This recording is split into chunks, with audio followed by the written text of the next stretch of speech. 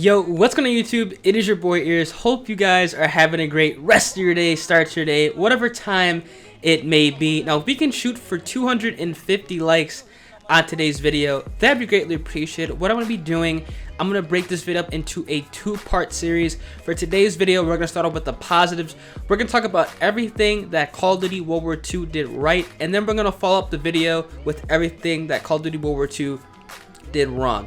Now, since the Black Ops 4 beta just ended and I made a review on that beta, if you guys missed it, make sure you guys go ahead and check that out. That link is going to be in the description of this video. I'm in that critique, in that, you know, looking back type of mood, and I feel that right now is a great time to go ahead and make this Call of Duty World War II video, because we're winding down to the last couple of months and there really isn't going to be that much more content added to COD World War II, and I think it's a fantastic time to kind of reflect, look back, look at all the things that were done right, and look at all the things that were done wrong. If I missed anything in today's video, make sure to go ahead and comment that down below, or if you felt like I might have missed something that was done right, let me know. If you guys feel that I said something that was done right, then your eyes was kind of done incorrectly, also let me know down in the comment section below. I kind of want to have a huge discussion down there, because since I've played this game extensively, I'm level 1000 on Xbox, and as well as I'm also first prestige on PS4. In total, I have around like 40 days on this game, so I've played it throughout the entire year.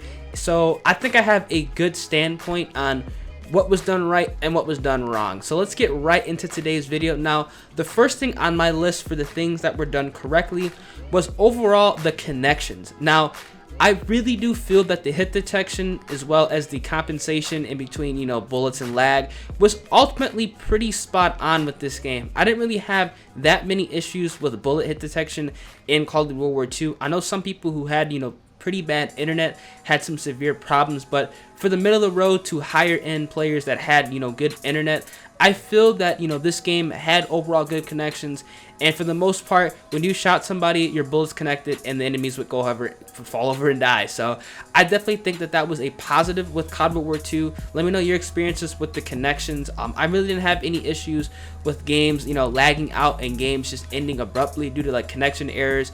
The hit detection, like I said, was always spot on, so I really didn't have that much of an issue with this. For the most part, I think a lot of players shared the same experience, and I think that you guys will agree with me down in the comment section below that, you know, the connections in this game were pretty solid. Now, another thing I have on my list for things that were done correctly are going to be the weapon variants. Now, I absolutely applaud Sledgehammer Games for what they did with the weapon variants, having the rare, the common, the epic, and the heroic weapon variants were fantastic. It made and allowed players and YouTubers to make a lot of content. It kind of had that supply drop drive. Now, I know some people don't like supply drops, but I'm really not going to go ahead and debate supply drops in today's video. Ultimately, I think we all enjoyed that there was weapon variants in the game that were not stat changing. That's like kind of the big huge thing that I'm kind of emphasize. None of the weapon variants were stat changing. Obviously, they did have some aesthetic changes where the iron sights were different or the gun looked different, but for the most part, your PPSH that was a epic did the same damage as your PPSH that was a heroic, and that goes for recoil and all that stuff. So I feel that that was a great addition to the game, and they really didn't do anything wrong with the variants. There was a lot of variants that people love to get, a lot of heroics that people love to get, a lot of epics that people love to get, and like I said, it allowed a lot of content to be made, and ultimately I had a fun time opening up supply drops, getting hyped up and excited, you know, to get some of the heroic weapons. My favorite heroic weapon in this game, which was the Haywire 2 STG-44.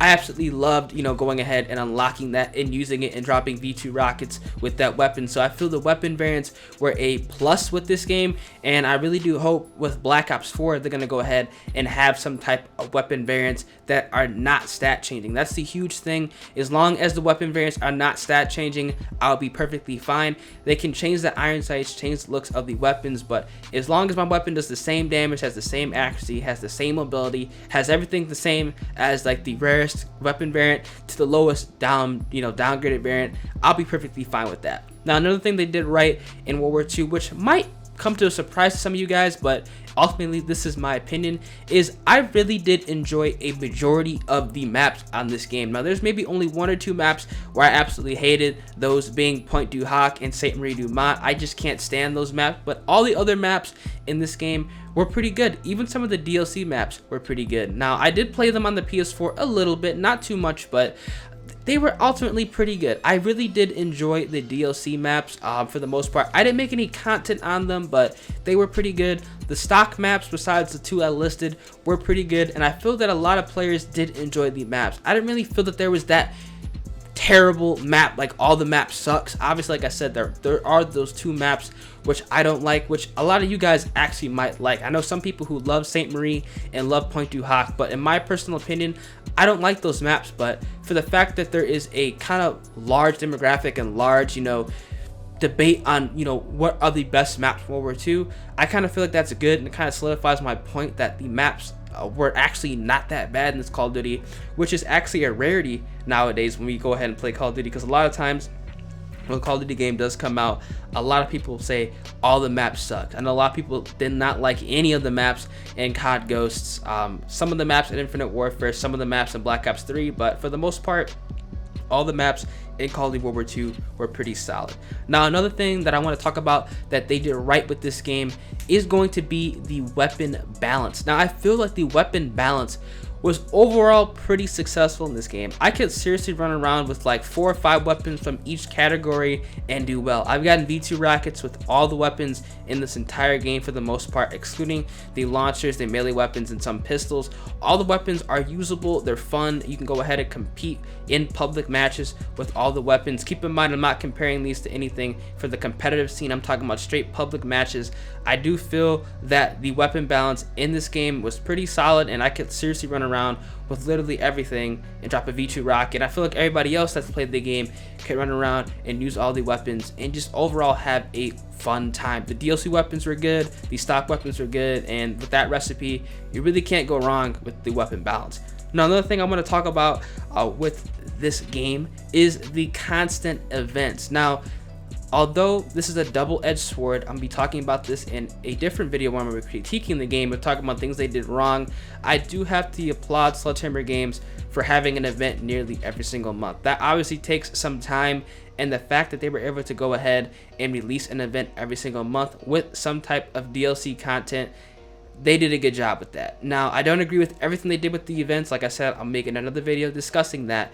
The fact that they were able to go ahead and have an event every single month and have it themed around something in the headquarters, maybe, or have it themed around the time of the year, they did a pretty decent job, and I cannot knock them for that. Now, another thing I'm going to talk about that what they did right within this game are going to be with the score streaks. Now, the score streaks in the beginning of the game were terrible, but when they went ahead and added the Blitzkrieg basic training, everything just changed. The score streaks became good, and honestly, that's good enough for me. I feel that they did a good job with the score streaks. I like the fact that you can go ahead and get vicious medals with your streaks counting, and you can go ahead and get a V2 rocket. Now, you guys know that having a V2 rocket in Call of Duty is kind of, that saving point in my opinion. It allows people to go ahead and play the game longer. It allows you to go ahead and strive to get something throughout the entire year.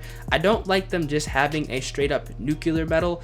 I think a callable nuke kill streak is honestly needs to be a staple in every single Call of Duty, and I'm very happy they went ahead and added a callable nuke kill streak in this game that you get with 25 kills with your gun or with explosives and without the streak counting toward it. That just allows players to go ahead and get better to achieve that nuke. It increases the longevity of the game and allows YouTubers to make content, and ultimately just keeps people that are just casually playing the game entertained, because let's be honest with you, I don't think anybody has a bad time going ahead and getting a V2 rocket within COD World War II. It's just something that just needs to be in the game. It's just something that needs to be in every single Call of Duty, and I think literally everybody that watches this video can agree with me that a callable nuke kill streak needs to be in every single Call of Duty going on here on out. And that's just not coming from a YouTuber standpoint. That's coming from somebody who's played every single Call of Duty, who's played and dropped the V2s or an equivalent to a V2 before even having a YouTube channel. It's just something that they just need to do and have in each and every Call of Duty.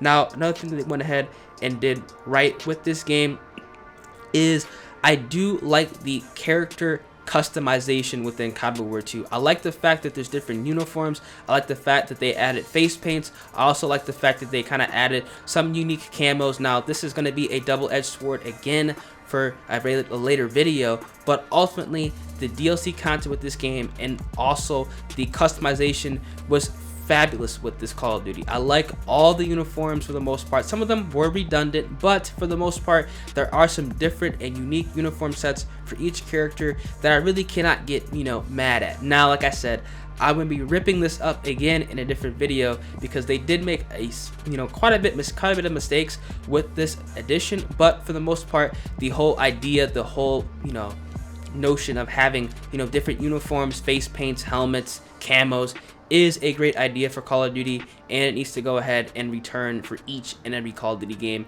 in the near future. That's going to be my list of the things that they did right, Sledgehammer Games did right with Call of Duty World War II. Let me know if you guys do agree with this list. Let me know if you guys want to go ahead and add something to this list. Comment that down below in the comment section, as well as you feel that I talked about something that they did right that they did wrong in today's video. Go ahead and comment that below. I'll be making a follow-up video on this, talking about everything that they did wrong with this game. Hopefully you guys do enjoy. It's been your boy Ears. Make sure to drop a like, comment, subscribe to the 250 likes, and I'm gonna catch you guys in the next video. Deuces.